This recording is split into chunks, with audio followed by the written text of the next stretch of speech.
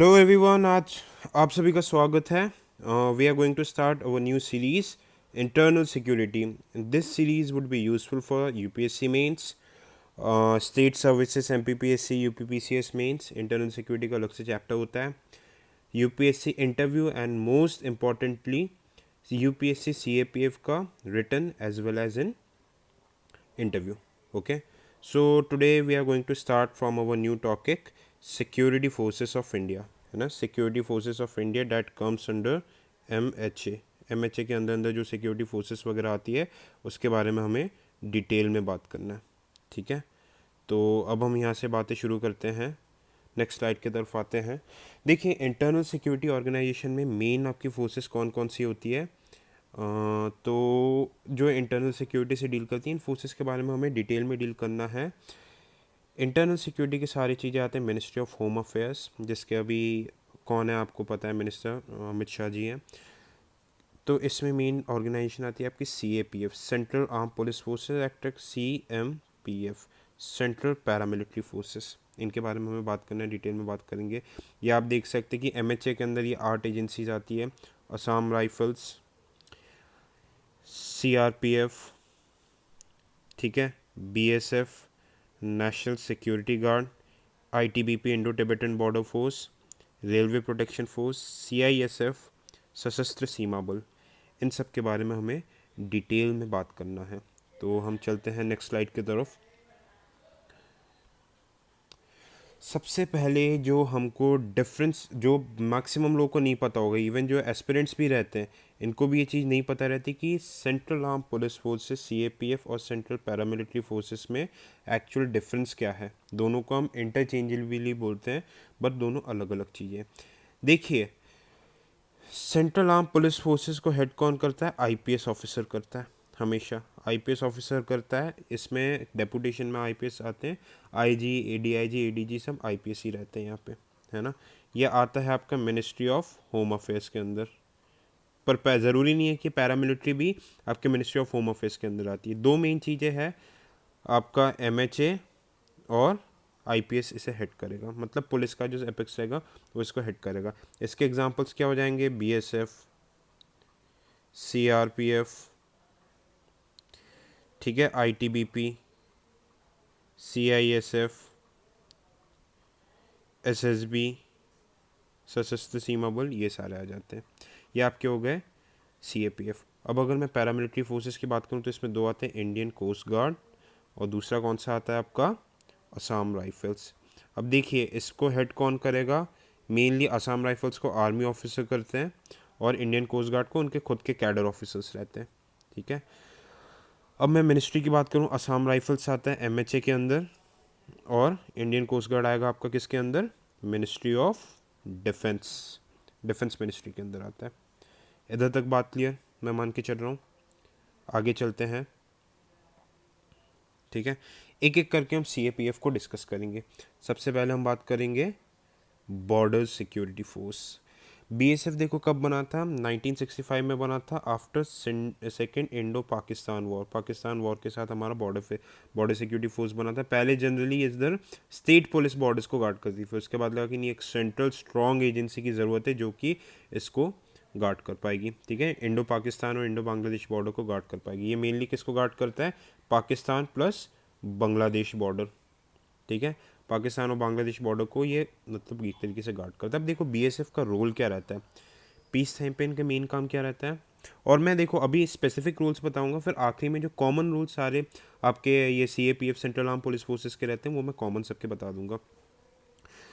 तो सबसे पहले रोल अगर हम देखेंगे, पीस टाइम रूल्स क्या रहता है? गार्डिंग इंटरनेशनल बॉर्डर्स, ये दोनों बॉर्डर्स को गार्ड करती है। ठीक है, इंटरनेशनल बॉर्डर बोल रहा हूँ, LOC नहीं बोल रहा।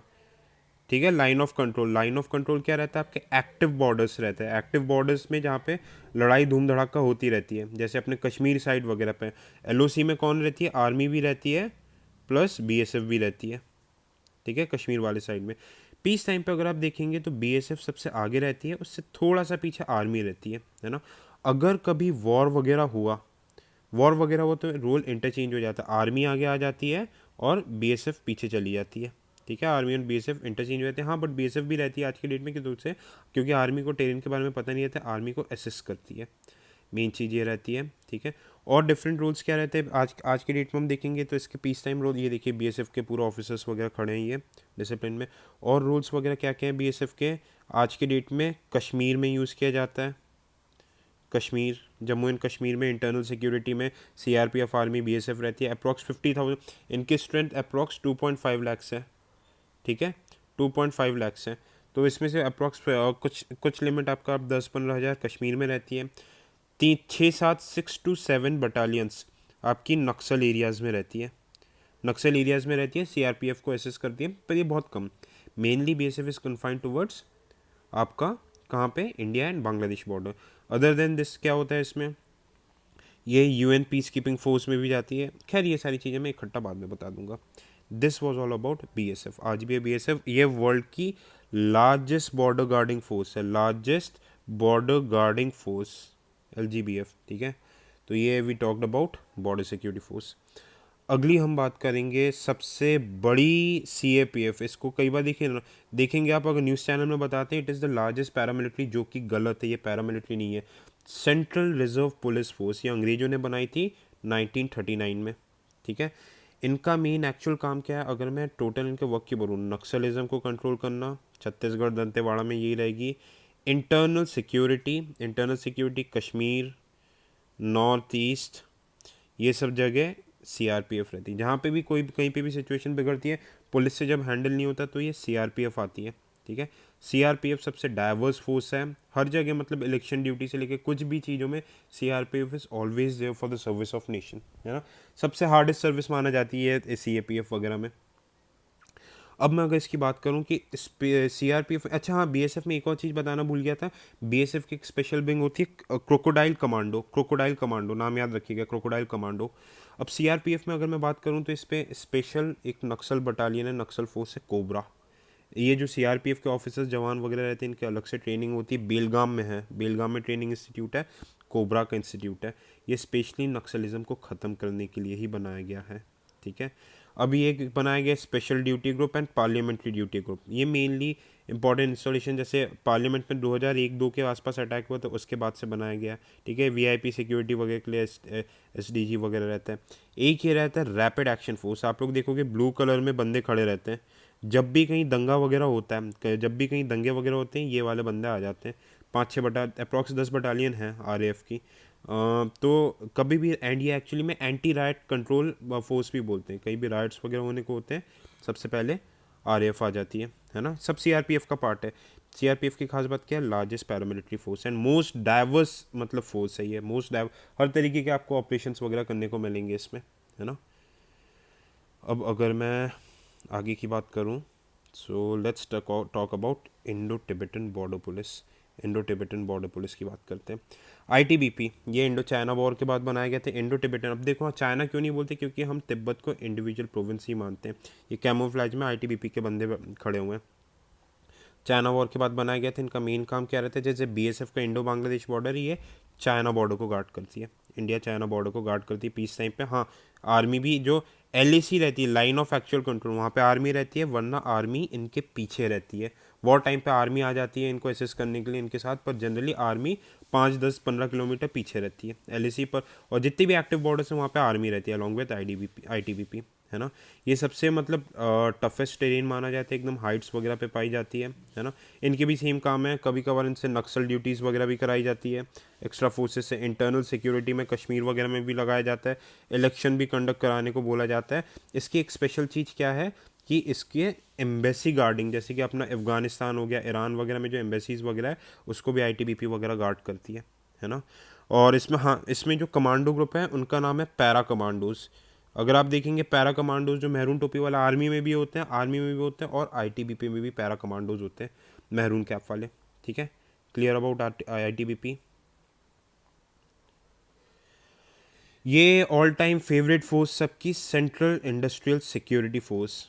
सेंट्रल इंडस्ट्रियल सिक्योरिटी फोर्स का काम क्या है? ये 1969 में बनी थी।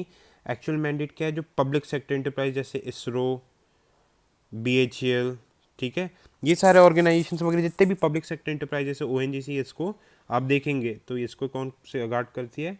सीआईएसएफ, ये बंदा खड़ा हुआ है। एयरपोर्ट वगैरह में, ठीक है, ये सिक्योरिटी प्रोवाइड कर रहे हैं। मेट्रोज़, जो दिल्ली मेट्रोज़ वगैरह रहते हैं, ठीक है, फिर कोलकाता मेट्रो में ये सब करते हैं।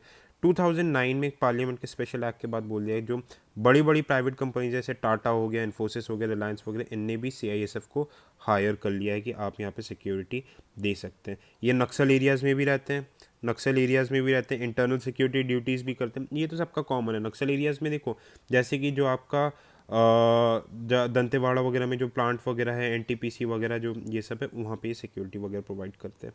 This was all about CISF, central industrial security force. अब हम बात करेंगे SSB का, इसको सबसे यंगेस्ट फोर्स बोलते हैं। इसका एक्चुअल नाम है सशस्त्र सीमा बल। ये इंडो नेपाल बॉर्डर को गार्ड करती है। देखो ये थोड़ा मतलब थोड़ा चिल टाइप के सीन्स रहते हैं, क्योंकि इंडो नेपाल में अभी तक कोई दिक्कत नहीं है। हालांकि अभी हमने रिसेंटली देखा कि नेपाल एंटी इंडिया बहुत ज़्यादा हो चुका है, ठीक है। पहले इसका नाम, सॉरी यहाँ पे अर्ली की स्पेलिंग गलत है, पहले इसका नाम क्या था, सीक्रेट सर्विस ब्यूरो। ये 1963 में बनी थी रॉ को सपोर्ट प्रोवाइड करने के लिए, आर्म सपोर्ट। रॉ का देखो मेन काम क्या रहता है, इंटेलिजेंस गैदरिंग का। ये हथियार वगैरह मतलब फोर्स प्रोवाइड करती थी। इनको रीनेम किया गया कारगिल वॉर के बाद। एक कमेटी थी, नरेश चंद्र कमेटी, उनने कंसेप्ट दिया था वन बॉर्डर वन फोर्स का कंसेप्ट दिया था। इसके बाद से क्या किया गया, इसको रीनेम करके SSB बना दिया गया, सशस्त्र सीमा बल। इंडो मतलब नेपाल को मतलब गार्ड करती है।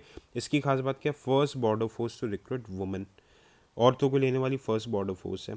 अब देखो additional duties of all the CAPF, जो हमने 5 CAPF डिस्कस किए, इसके क्या क्या रहती हैं, election duty, national security Kashmir north east वगैरह में रहती है, एंड ये national disaster response force battalion इनकी बनती है। जब भी कहीं पे साइक्लोन आता है, अर्थक्वेक आते हैं, ये लोग ही बचाने आते हैं। और जहाँ जहाँ ज़रूरत पड़ती है गवर्नमेंट बोलती है तो स्टेट पुलिस को भी असिस्ट करती है। होपफुली यहाँ तक बात क्लियर थी आपकी। आगे की बात करते हैं,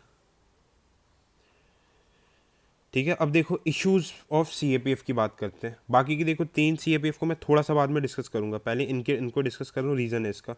इश्यूज़ की बात करते हैं, यहाँ पे थोड़ी समझने की चीज़ है। देखो सबसे ज़्यादा इश्यूज़ क्या है कि भाई इनकी टॉप लीडरशिप IPS के पास है, जबकि इसमें हाईएस्ट एंट्री किस में होती है, UPSC CAPF के एक असिस्टेंट कमांडेंट का एग्जामिनेशन होता है, that is equivalent to IPS। Same grade pay होते हैं, पर IPS लॉबी क्या करती है, IG DIG रैंक पे जाके DGP हमेशा IPS होता है। तो इस वजह से केस चल रहा था डिकेड लॉन्ग, और यहाँ पे सुप्रीम कोर्ट ने 2019 फरवरी में वर्डिक्ट दे दिया था कि CAPF के ऑफिसर्स को भी ऑर्गेनाइज सर्विस कैडर वगैरह OGS दे दिया जाएगा, और NFFE non functional financial upgrade. अब ऑर्गेनाइज सर्विस कैडर का मतलब क्या होगा कि भाई इनका भी टाइमली प्रमोशंस होगा, and these forces would be headed by there cadre officers but not by the IPS officers. But क्योंकि IPS की इतनी स्ट्रॉन्ग लॉबी है, तो IPS ने अभी इसको ट्रू एंड लेटर स्पिरिट में OGS को इम्प्लीमेंट नहीं होने दिया। पर सून और द लेस IPS इस फोर्सेस में से हटेगा और इन फोर्सेस की लीडरशिप होगा। जैसे कि हमने पहले देखा था इंडियन कोस्ट गार्ड में, इंडियन कोस्ट गार्ड में क्या होता था, पहले नेवल ऑफिसर लीडर हुआ करता था, DGP हुआ करता था, पर विद टाइम अभी ICG के ऑफिसर्स ही DGP बनते हैं। ऐसा ही कुछ इसमें हमें देखने को मिलेगा। NFFU ग्रांट करने से मतलब क्या हो गया कि भाई अगर प्रमोशन नहीं हो पा रहे, तो प्रमोशन नहीं हो पा रहे तो पर टाइमली, मान के चलो DGP तो एक ही बंदा बनेगा, पर जो उसके बैचमेट्स वगैरह रहेंगे वो भले DGP नहीं बने, पर टाइमली उनका फाइनेंशियल अपग्रेड, फाइनेंशियल प्रमोशन होता रहेगा। जो एक सीनियर पोस्ट है उसके बराबर सैलरी मिलती रहेगी, ठीक है। फिर लीडरशिप चैलेंजेस IPS, ये ऐसा एलिगेशन लगाया जाता है IPS officers are not very well equipped to deal with the anti Naxal situations, internal security, क्योंकि IPS ऑफिसर्स को लॉ एंड ऑर्डर की ट्रेनिंग दी जाती है, ठीक है। बट यहाँ पे जो इनके कैडर ऑफिसर्स रहते हैं, जो असिस्टेंट कमांडेंट वगैरह, वो स्टार्टिंग से नक्सल एरियाज में ऑपरेशन कॉम्बैट वगैरह में डीलिंग रहती है, तो बोलते हैं कि they can lead this forces much better than IPS officers. ये एक कंटेंट है, ठीक है। अब देखो कुछ फोर्सेज जो नई है फोर्सेस है, जैसे कि SSB वगैरह, इसका इंफ्रास्ट्रक्चर उतना अच्छा नहीं है, स्टेट पुलिस पर डिपेंडेंसी है। हालांकि इन फोर्सेस में सबसे अच्छा इंफ्रास्ट्रक्चर किसका, बॉर्डर सिक्योरिटी फोर्स का। CISF का खुद का इंफ्रास्ट्रक्चर नहीं, वो जिस PSC को गार्ड करती है वो इनको इंफ्रास्ट्रक्चर देती है। थर्ड एक सबसे बड़ा इशू है कि भाई ओवरबर्डनिंग, काम इतना ज़्यादा रहते हैं, इतना ज़्यादा, इवन डिफेंस आर्म फोर्सेस से भी ज़्यादा, आर्मी नेवी एयरफोर्स से भी ज़्यादा काम करती है ये।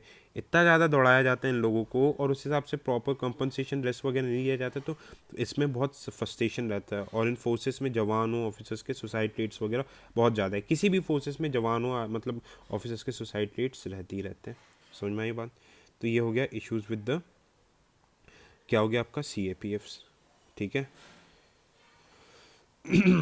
आगे की बात करते हैं। दिख रहे हैं ये कौन है, ये छठा CAPF की बात करते हैं। Most the dream of defence aspirants, this is called national security guard या फिर ब्लैक कैट्स, ब्लैक कमांडोज। इनकी बात हम अब डिटेल में करते हैं।